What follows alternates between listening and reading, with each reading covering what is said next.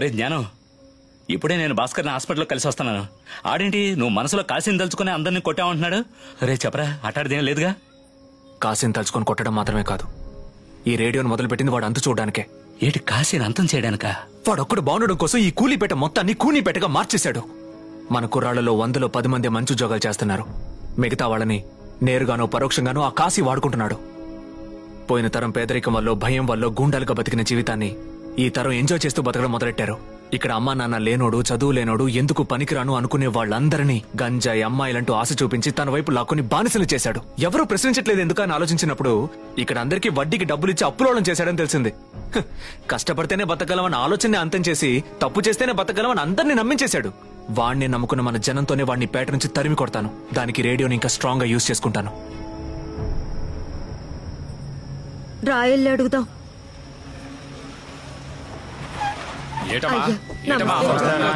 మీకే తెలుసు, వచ్చే నెల నా బిడ్డ పెళ్లి పెట్టుకున్నావని.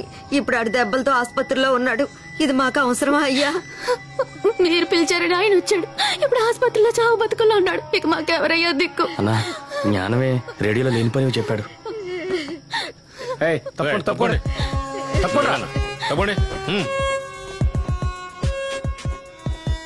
ఒరే బావా, ఆడు పిచ్చ కోపంతో వస్తున్నాడు.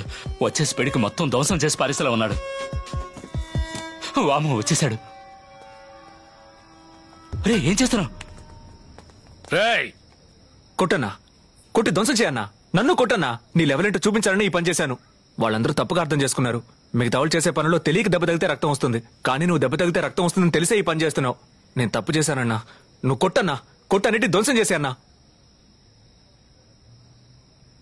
ఈ రేడియోలో నేను మాట్లాడితే వినపడద్దా అన్నా? ఈ రేడియోలో నేను మాట్లాడితే వినపడద్దా? వినిపిస్తుందన్నా. రే విశ్వాసం లేని పందుల్లారా, నేను కాశీని మాట్లాడుతున్నా. ఏదో ఇంతవరకు మైసూర్ ప్యాలెస్ లో బతికినట్టు, గోడలో గొడవలో తెలియనట్టు నీతులు మాట్లాడుతున్నారు. కూనీల్ని కొట్టాట్లని నమ్ముకునే మీ బతుకు గడుస్తోంది. అది గనక లేదంటే రోడ్లో చెత్త ఏరుకుంటూ పాకి దుడ్లు కడుక్కునేవాళ్ళు. నేను లేకపోతే మీ అలగా జనానికి అడ్రస్ లేకుండా పోయేది. మీరు పుట్టిన దగ్గర నుంచి సత్యంత వరకు నేనే కదా దిక్కు. మీరు తినే తిండి, కట్టుకునే గుడ్డ, ఉండే చోటు అంతా నేను పడేసే బిచ్చం. నా కోసం తనులు తినడమే కాదు, నా కోసం సచ్చిన అడిగే రైట్స్ లేవు ఎవడికి.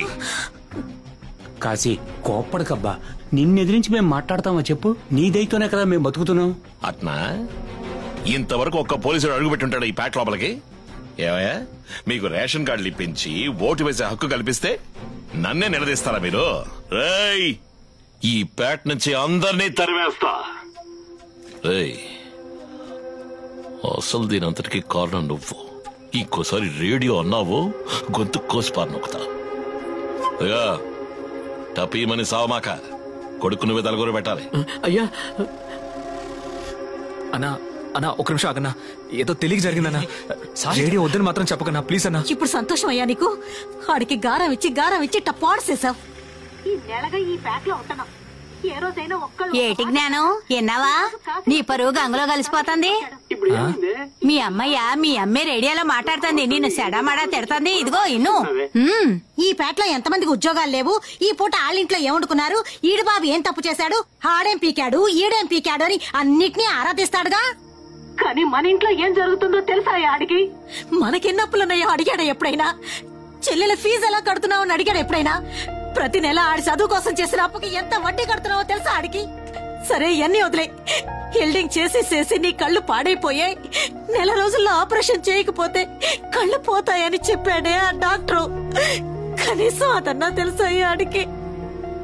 చిన్న పిల్లది, ఈ చదువొద్దు, ఎక్కువ ఖర్చు అవుద్ది, తక్కువ ఖర్చు అయ్యే చదువుతాను అంటుంది. దానికున్న బుద్ధన్నా ఆడికుందా అయ్యా? అడ్డమైనోడు ఇంటికొచ్చి నీ కొడుకుని సంపేస్తానంటాడు. ఆడు పోతాడు, నువ్వు గుడ్డాడిపోతావు. నీ కొడుకుని కన్నా పాపానికి ఆడాళ్ళిద్దరం ఇంకో 4 ఇళ్లలో పాచి పని చేసి ఈ కుటుంబాన్ని పోషిస్తాం. కాదు, అట్టడే జరగదే. ఆడెంత గొప్పడవుతాడో తెలుసా నీకు?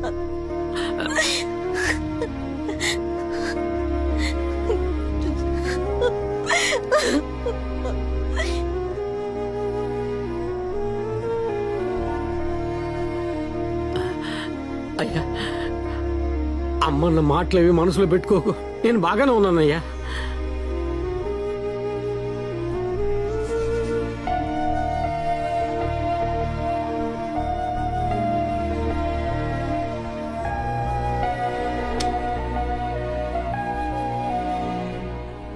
Welcome to the walk-in of Saffron. All the best to the candidates. Thank you. Time అవుతుంది. ఇంటర్వ్యూ ఎప్పుడు స్టార్ట్ చేస్తారు? తెలీదు బ్రో.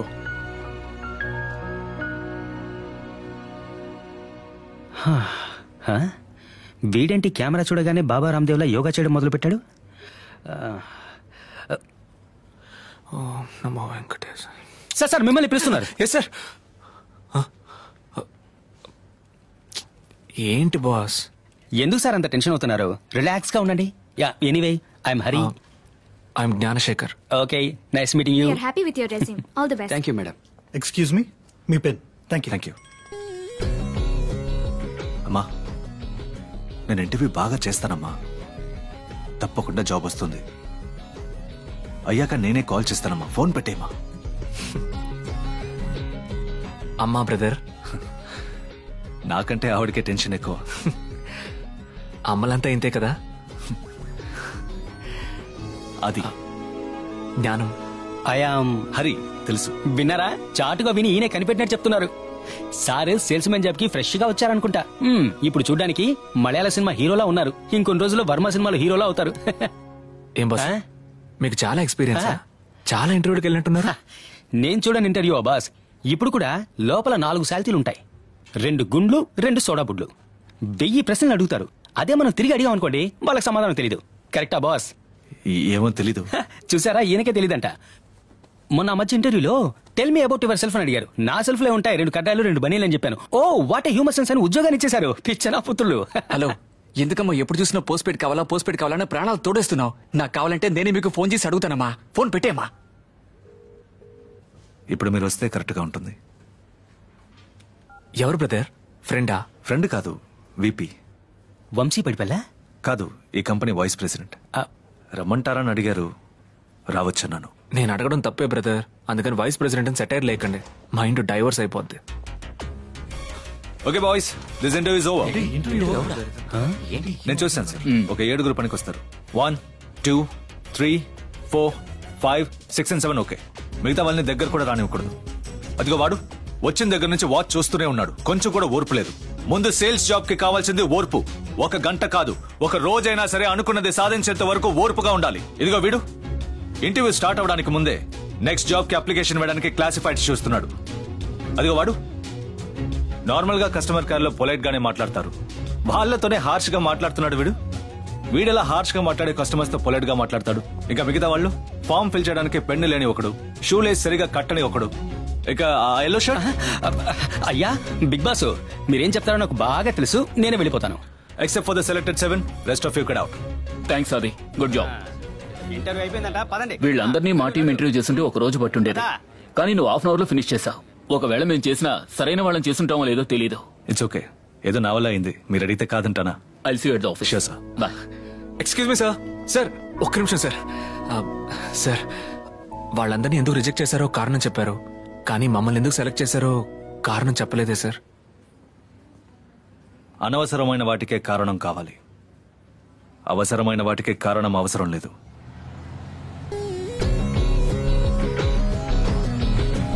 హలో ఎవ్రీవన్, ఐఎమ్ ఆది, యువర్ బ్రాంచ్ మేనేజర్. మీరందరూ ఇండియాలోనే నంబర్ 1 ఫుడ్ ప్రొడక్ట్ కంపెనీలో పనిచేయబోతున్నారు. ఇక్కడ ఎన్నో డిపార్ట్మెంట్స్ ఉన్నాయి. ఎన్ని డిపార్ట్మెంట్స్ పనిచేసినా కంపెనీ పెట్టే ఇన్వెస్ట్మెంట్ ని తిరిగిచ్చే ఏకైక డిపార్ట్మెంట్ మీ సేల్స్ డిపార్ట్మెంట్. ఈ కంపెనీ విజయాన్ని నిర్ణయించబోయే వీరులు మీరే. Say we are the best, we are the best, we are the best, we are the best.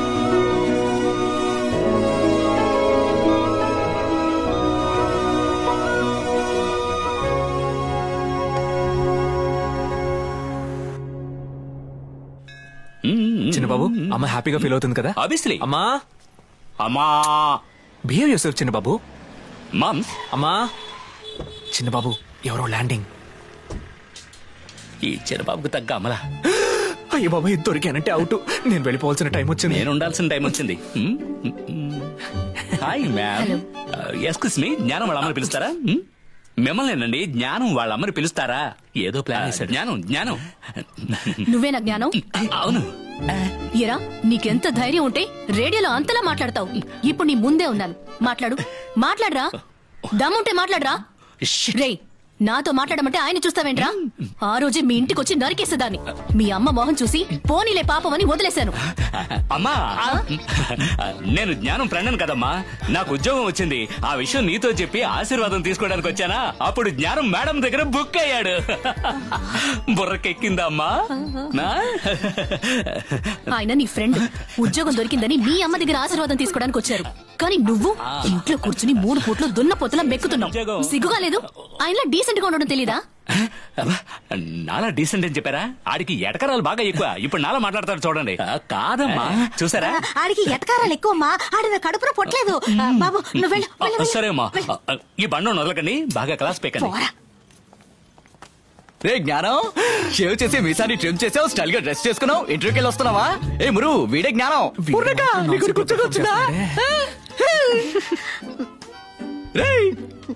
All the best. పొరం ముష్టి. జ్ఞానం కాదా? I don't have by birth. పోరా. పో. థ్యాంక్స్. రే బండోడా, ఏంట్రా నీకేమైంది? ఏంటి ఇంత డల్ గా వస్తున్నావు? నేను అప్పుడే చెప్పాను కదమ్మా, ఆడు అసలు నా కడుపులో పొట్టలేదని. సూపర్ బ్రో, అదే కొడదాం. మీ పేరు? మీరు 3rd ఫ్లోర్ కి వెళ్ళి సేల్స్ డిపార్ట్మెంట్ లో స్టెల్లాని మీట్ అవ్వండి. స్టెల్లా? ఎస్. స్టెల్లా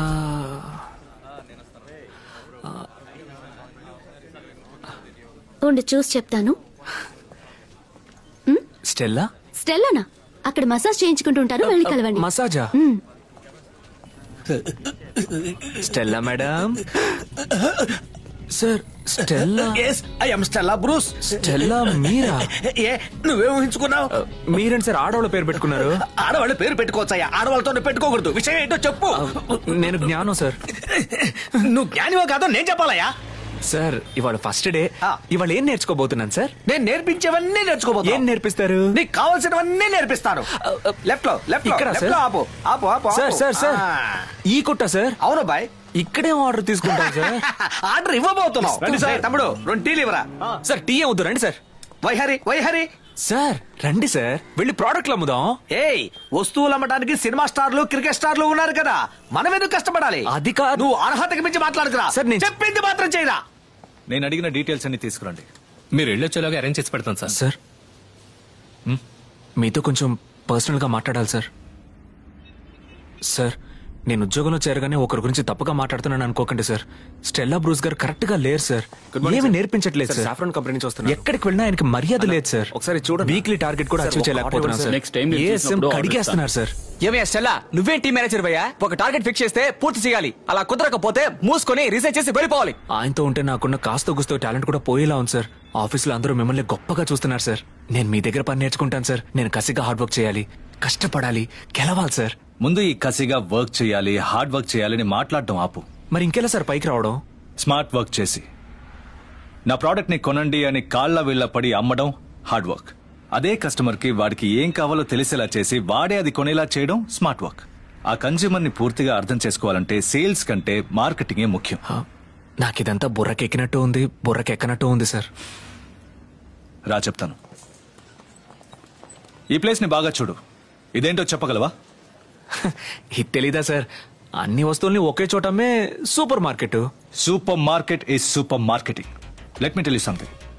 ఎప్పుడు ఏ సూపర్ మార్కెట్ లోకి వెళ్ళినా మన చూపు రైట్ కార్నర్ కి వెళ్తుంది. సో ఆ స్పాట్ ఈస్ వెరీ ఇంపార్టెంట్. అందుకే మన ప్రొడక్ట్స్ ని అక్కడ పెట్టాం. చూపు తర్వాత మనల్ని అట్రాక్ట్ చేసేది స్మెల్. లెఫ్ట్ సైడ్ లో చూడు. సో అక్కడ సువాసన ఇచ్చే ప్రొడక్ట్స్ ని పెట్టుంటారు. నైస్ ఫ్రేగ్రెన్స్ కస్టమర్స్ కి మంచి ఫ్రెష్నెస్ ని ఇస్తుంది అంటారు. రా. లోపలికి రాగానే చేతికి బాస్కెట్ ఎందుకు ఇస్తారో తెలుసా? తెలుసు సార్, వస్తువులన్నీ పెట్టి తీసుకెళ్ళడానికి. ఒక్క ప్రోడక్ట్ కొనడానికి వచ్చిన కస్టమర్ చేతికి బాస్కెట్ ఇస్తే వెంటనే గిల్టీగా ఫీల్ అయి 10 ప్రోడక్ట్స్ కొంటారనే. అదేవిధంగా ఈ 3rd రోలో బిస్కెట్స్, చాక్లెట్స్ అని పిల్లలు తినే ఐటమ్స్ పెట్టుంటారు. వాళ్ళకి తీసుకోవడానికి ఈజీగా ఉండాలనే. అత్యవసర వస్తువులైన రైస్, పాలు, పప్పులు వీటన్నిటిని చివరన పెట్టుంటారు. ఎన్ని ప్రొడక్ట్స్ ని దాటుకుని అక్కడికి రావాలి కదా, సో నువ్వు క్యాషువల్ గా అటు ఇటు చూసి నీకు కావాలనుకుని వేరే ప్రొడక్ట్స్ ని కొనేస్తావు. ఈ సూపర్ మార్కెట్ లో విండో చూసావా? లేదు సార్. క్లాక్ కూడా ఉండదు. ఏ లోపలికి వచ్చే కస్టమర్ కి టైం పోయేది తెలియకూడదు.